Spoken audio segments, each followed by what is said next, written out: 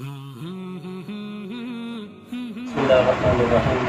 मैं हूँ आपका मेज़बान जाबिर खान करके और आप देख रहे दरअसल मीडिया। आज हमारी नशिस्त है हज़रत मौलाना मुफ्ती रहमतुल्लाह अमीन साहब के साथ, जो पेशावर के इलाका खुरासान के में रहते हैं और यहाँ एक मदरसे के मुहतमिम भी हैं, दारुल उलूम देवबंद पेशावर, और माशाअल्लाह शाह तौहीद व सुन्नत के मायनास खतीब भी हैं, मुदर्रिस भी हैं, और बनात को भी मदरसे चला रहे और बनी को भी मदरसे चला रहे। आज हमारे इनके साथ नशिस्त और चंद एक मुख्तसर सवालात करेंगे। सबसे पहले तो मैं शुक्रिया भी अदा करता हूँ कि उन्होंने मौका कर दिया। अस्सलाम वालेकुम। वालेकुम सलाम वरहमतुल्लाह। जी मैं उस्ताद को शुक्रिया अदा करता हूँ।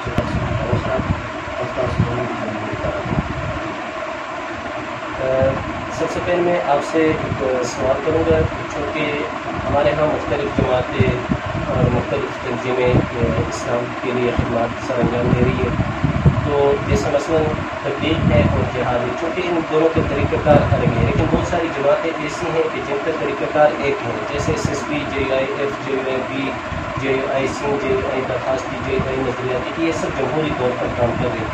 ऐसे ही इंटरनेशनल खत्म नबूवत मूवमेंट, आर्मी मजलिस, ताफ़ुज़ खत्म नबूवत, अहरार शान शकान खत्म नबूवत, ये खत्म नबूवत के लिए काम कर रही। ऐसे ही मरकज़ी इरशाद तौहीद व सुन्नत, जमीयत इरशाद तौहीद व सुन्नत, जमात इरशाद तौहीद व सुन्नत, आम नाम भी इस्तेमाल होते जा रहे के इरशाद तौहीद व सुन्नत। तो इनका भी तरीक़ाकार एक ही है, लेकिन फिर ये जमातें अलग अलग क्यों हैं? जी जमातों की हिदावाली मुख्तलिफ होगी।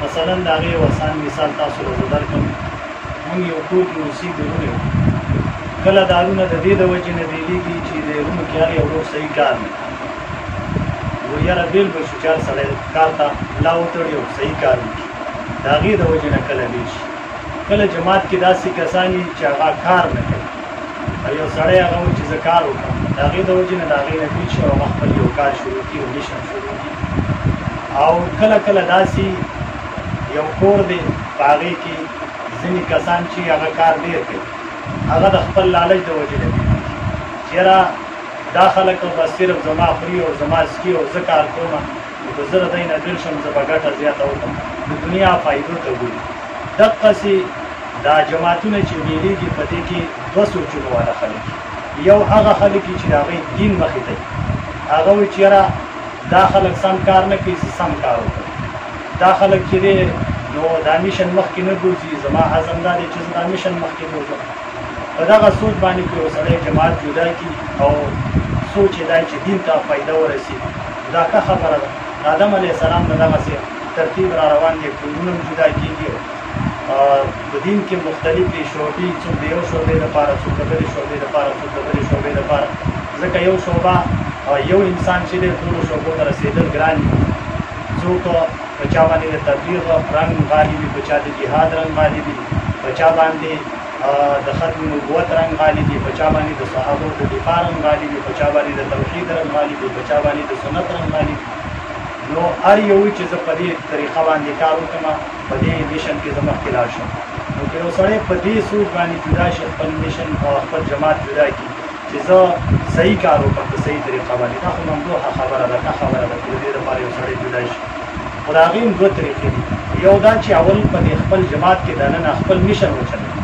चराश में माँ सराबाद से भी उदा कार मख की कवल वाड़ी दा मिशन मख की कवल वाड़ी उचर की दागा दल तक जमात की चूक न मनी दागा सरा पदी फिक्र की चूक न शरीकी वागल अब्दे वाक़ी पकार नीचे आगा बिरशी वागा खपल मिशन मख की अवल दलदा पकार ने नीचे दा वारा सरा पर जमात जुदा की अवल दखपल मशरान सरकीनी दखपल और फखाव सरकीनी वागई ता खपल सोच और नज़र मख की और दागे नरुस्त वागई वो सरा न मनी या खपल जमात जुदा की दो गरजों ने वजना जमातों ने जुदा की यो दखपल जान सूची जब माता शोहरत मिलावशी माता दुनिया से फ़ायदे मिलावशी हमारे दुनिया आगराज की जमात के ना हासिल दागे द वजना जुदा की दा मजमून सोचे और बदी वजबानी जमात रे गुस्सल और जमात जोड़वल दा मजमून हमारी यो पदी सोच बानी चेहरा दाखल कार न कई मिशन न चले ददी द वजना से जुदा जमात जोड़ो चे दामिशन मकीश तो कुरान मसला मकीशी तो सुन्नत मसला मकीशी तो दिन मसला मकीशी पदी सोच बानी के सड़े जुदाशी ना हम तो खबर रखा बस यो बंद पे हर इंसान तक के तकाज़े मुश्किल तरफ से राज़म زه دا وایم چې نن سبا زموږ خاص کر یعنې د علماو د دیندار طبقو ټول صلاحیتونه صرف په جماعت پرستي باندې خرڅ کېږي او جماعتونو لا یې نقصان بالکل دا خبره صحیح ده. یو جماعت پرستی ده. جماعت پرستی دا خو بالکل مضمونه ده. دا کار څوک کوي؟